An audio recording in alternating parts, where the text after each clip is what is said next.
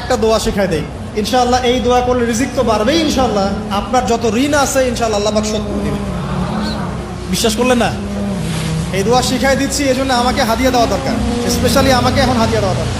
গুরুত্বপূর্ণ দোয়া শিখাই দিচ্ছি। আলী রাদিয়াল্লাহু আনহু বলেছেন, কোনো ব্যক্তির যদি পাহাড়ের সমানও ঋণ থাকে, এই দোয়া যদি আমল করে আল্লাহ পাক ওই ঋণও শোধ করে দিবেন ইনশাআল্লাহ। আর ঋণ কেমন জানেন? ওই যে এখন মানুষ ঋণ নিচ্ছে 1 কোটি টাকা ব্যাংক থেকে, 2 কোটি টাকা ব্যাংক থেকে, হ্যাঁ, কত বছর, 10 বছরের জন্য, 20 বছরের জন্য বাড়ি করছে, তাই না?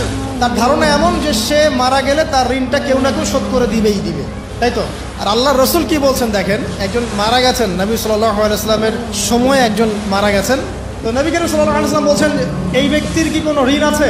একজন সাহাবী বলেন, হ্যাঁ ইয়া রাসূলুল্লাহ, তো ঋণ আছে। নবীজি বললেন, তোমরা ওর জানাজা পড়ো, আমাকে ডেকো না, তোমরা ওর জানাজা পড়ে নাও, আমি জানাজা পড়তে চাচ্ছি না। আমি এখন কেমন করে আপনাকে বুঝাবো ঋণ কত ভয়ঙ্কর জিনিস? আপনি যে ব্যাংক থেকে 3-4 কোটি টাকার লোন নিয়ে রাখছেন, লাখ লাখ টাকা লোন নিয়ে